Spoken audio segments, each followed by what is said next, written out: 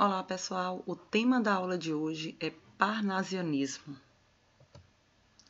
O parnasianismo é uma escola literária ou movimento literário que surgiu ao lado do realismo e naturalismo, representando a valorização do positivismo e da ciência. Nós, na verdade, consideramos o parnasianismo uma das vertentes do realismo. E o nome parnasianismo vem do termo Parnaso, que na mitologia grega significava o nome da montanha consagrada pelo deus Apolo e das suas musas da poesia. O nome desse movimento literário se deve também à sua primeira publicação, chamada Le Parnasse Contemporain, pelo autor Alphonse Lemaire, sendo ele um dos parnasianos. O parnasianismo foi considerado um movimento realista em poesia, mas diferente do realismo, que utilizava a ficção como base científica para a sociedade, o parnasianismo não faz questão de utilizar essas bases para o seu movimento. Já a influência do cientificismo, do positivismo, foi a base para a estética da poesia no parnasianismo. O movimento foi baseado pela doutrina da arte pela arte, que defendia o princípio de que a arte não precisava ter uma base de significados, sentimentos humanos, mas sim com o intuito de ser perfeita, bela, refinada. Tratando do contexto histórico, falando um pouquinho sobre a origem do parnasianismo, ele surgiu na França durante o século XIX, com o objetivo de criar poesias perfeitas, contrariando totalmente a prosa realista e naturalista, já que esse movimento foi essencialmente poético. Os parnasianos valorizavam o positivismo, a ciência acima de qualquer sentimento humano, sendo fatos históricos, objetos e paisagens temas preferidos desse movimento. Utilizavam também um vocabulário culto, construções textuais complexas, sendo que a descrição visual é o forte da poesia parnasiana, assim como para os autores românticos são a sonoridade das palavras, dos versos. Os parnasianos interpretavam o mundo de forma científica, positivista. Isso teve um resultado muito grande em cima da produção das poesias. O contexto histórico é o mesmo do realismo e do naturalismo. Aconteciam grandes transformações na economia, na sociedade e também na mentalidade das pessoas que estavam se adaptando a nova visão de mundo que esses autores traziam, que esses autores apresentavam.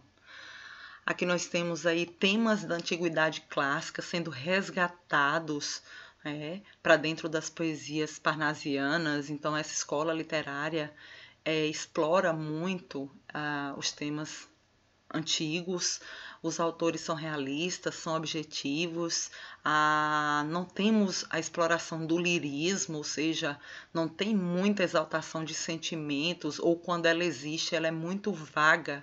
Como eu disse anteriormente, a arte ela é bela e ela não precisa ser explicada, ela vale por si. Em Portugal, o parnasianismo não foi um movimento muito importante. Na verdade, as características mais significativas vão aparecer no Brasil, e na própria França, que foi onde nós tivemos origem esse movimento. Os autores portugueses desse movimento que se destacaram foram Gonçalves Crespo, que foi nascido no Brasil, inclusive, mas foi criado em Portugal desde os 10 anos, João Penha, Cesário Verde e Antônio Feijó. Bom, falando um pouquinho desse cartaz, primeiro quero reforçar para vocês que o parnasianismo foi essencialmente produções de poesias, não existia prosa parnasiana, ou seja, produções de livros com histórias e tal. E aqui, essa imagem que eu trago, é uma brincadeira feita pela revista Claxon, uma das mais importantes. Quando vocês forem estudar o modernismo, vocês vão ver um pouquinho disso, porque a nossa sociedade, quando entrarem os modernistas em ação, ela é uma sociedade parnasiana, que traz enraizado aí valores do parnasianismo. Então, os modernistas, brincando, essa revista, na verdade, é uma das mais importantes divulgadoras dos ideais da literatura modernista do início do século XX. E essa imagem aí foi escolhida para introduzir o movimento parnasiano, no sentido de ilustrar como os autores e as pessoas do período eram vistos. Os modernistas, gente, consideravam os parnasianos forjadores de poemas e artificiais também.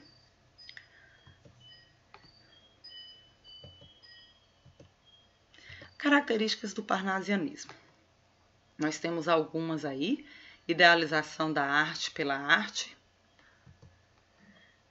busca da perfeição formal,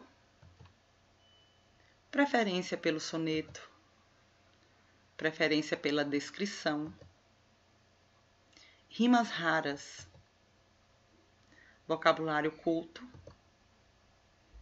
objetivismo, racionalismo, universalismo, apego à tradição clássica, gosto pela mitologia greco-latina, rejeição do lirismo. Gente, da mesma forma como o arcadismo, o neoclassicismo, né? O nome parnasianismo, ele vem de um local que é inspirado na mitologia clássica. Eles são contrários ao sentimentalismo, ao subjetivismo, à falta de rigor da poesia romântica. Os parnasianos, na verdade, dedicavam-se a uma poesia empenhada na objetividade, impessoalidade, racionalidade, rigidez da forma. E a temática girava principalmente em torno de alguns fatos históricos e de objetos, por exemplo, como daqui a pouco eu vou trazer para vocês a poesia de um vaso, o vaso grego. Então eles se inspiravam em objetos como vasos, estátuas, remetendo a elementos da cultura clássica. Os poemas possuem formas fixas, compostas de versos alexandrinos, que são aqueles que têm 12 sílabas poéticas, ou decassílabos, com 10 sílabas poéticas, sempre com a chamada rima rica. Impera também a intensa descrição visual, o preciosismo sobre o elemento tema do poema. Os poetas do parnasianismo são frequentemente comparados a ourives, porque trabalham minuciosamente em materiais nobres como o ouro. Aqui no Brasil, nós temos aí o que nós chamamos a Batalha de Parnaso, que na verdade foi uma disputa polêmica que aconteceu, uma disputa literária que reuniu de um lado os adeptos do romantismo e do outro os adeptos do realismo e do parnasianismo. As ideias parnasianas já vinham sendo difundidas no Brasil desde a década de 1870 e já no final dessa década, essa batalha travou-se num jornal que era chamado o Jornal Diário do Rio de Janeiro. Então, era uma disputa, o saldo da polêmica ficou conhecido como Batalha do Parnaso, foi a ampla divulgação dos ideais do realismo e do parnasianismo nos meios artísticos e intelectuais do país. Lembrando aqui que em Portugal o movimento quase não teve muita valorização, muito destaque, muita importância. Já no Brasil, sim, né? Nós temos aí algumas coisas que eu quero destacar para vocês. O Brasil teve uma maior influência desse movimento do que os países da Europa, só que aqui a gente não seguiu todas as características do parnasianismo francês, que foi onde ele surgiu. A diferença foi que a subjetividade, o nacionalismo estavam presentes nos poemas dos autores brasileiros. Já no parnasianismo francês, esses aspectos eram deixados de lado por questões aí da própria cultura parnasiana europeia. Bom, os principais autores e obras do parnasianismo no Brasil, temos aí Teófilo Dias, Alberto de Oliveira e Raimundo Correia. Aí o Teófilo Dias, né, foi advogado, jornalista, poeta. O primeiro livro de poesia considerado parnasiano, publicado em 1882, foi uma obra da sua autoria, Fanfarras. Publicou ainda Flores e Amores, Cantos Tropicais, Lira dos Verdes Anos, A Comédia dos Deuses e América. Alberto de Oliveira, farmacêutico, professor, poeta, um dos fundadores da Academia Brasileira de Letras, tendo sido inclusive eleito o príncipe dos poetas. E aí temos algumas obras, canções românticas, sonetos e poemas, versos e rimas, poesias. Raimundo Correia, que foi magistrado, professor, diplomata e poeta.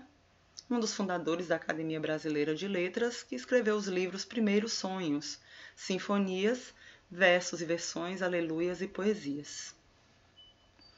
E o de principal destaque, gente, Olavo Bilac, poeta, contista, jornalista brasileiro, é o autor da letra do hino à bandeira. Foi um dos principais representantes do movimento parnasiano, valorizou o cuidado formal do poema, buscou palavras raras, rimas ricas, rigidez das regras da composição poética, é membro fundador da Academia Brasileira de Letras. E aí, falando um pouquinho da biografia, né, ele é filho de cirurgião do Exército. Na verdade, ele só conheceu o pai em 1870, quando o pai voltou da Guerra do Paraguai. Em 1880, Bilac entrou para a Faculdade de Medicina, depois Direito, mas não concluiu nenhum dos cursos. Então, ele se dedicou à poesia, ao jornalismo, publicou as primeiras poesias em 1883 na Gazeta Acadêmica. Nesse mesmo ano, conheceu Alberto de Oliveira e a sua irmã. E aí ele se apaixonou por Amélia, né, que era irmã de Alberto, mas foi impedido de casar porque a família não aceitava a vida boêmia de Olavo Bilac. Colaborou com vários jornais, revistas, como a Gazeta de Notícias, a Semana e o Diário de Notícias, tornando-se amigo de Machado de Assis, Raul Pompeia, Raimundo Corrêa, Aloysio Azevedo. Todos esses nomes vocês conhecem, né? Nós estudamos anteriormente. Então nós temos aí a publicação do primeiro livro de Olavo, Poesias. O poeta já demonstrava estar plenamente identificado com as propostas do parnasianismo, como na famosa Profissão de Fé, que enaltece a perfeição formal e explicita o ideal estético da poesia. Nós temos alguns outros trabalhos do autor. Trouxe para vocês aí Via Láctea. Pesquisem mais trabalhos, ele tem muitas poesias famosas, importantes. Olavo Bilac teve participação intensa na política, em campanhas cívicas de alcance nacional. Como eu disse para vocês, né, ele escreveu a letra do hino à bandeira. Ele, durante uma revolta da Armada, foi perseguido pelo governo de Marechal Floriano Peixoto. Ele foi obrigado a se esconder por algum tempo em Minas Gerais, foi preso em Fortaleza, na Fortaleza do Laje, na verdade, no Rio de Janeiro. Participou da fundação da Academia Brasileira de Letras, ocupou a cadeira número 15. E aí, no auge da popularidade dele, foi eleito o primeiro príncipe dos poetas brasileiros, num concurso promovido pela revista Fonfon. Exerceu vários cargos públicos, foi oficial da Secretaria do Interior, inspetor escolar, secretário de 2 conferências pan-americanas, uma no Rio de Janeiro e outra em Buenos Aires. Viajou pelo Brasil fazendo campanhas cívicas em prol da alfabetização e do serviço militar obrigatório e morreu no Rio de Janeiro no dia 28 de dezembro de 1918. Aqui nós temos Vaso Chinês, como eu falei para vocês, um outro poema. Vocês podem estar pausando aí o vídeo para lerem, muito bacana, e pesquisando também outros poemas do período parnasiano, já que nós vamos prolongar o nosso estudo um pouquinho nessa escola literária. É isso, ficamos por aqui. Um grande abraço e até a próxima aula.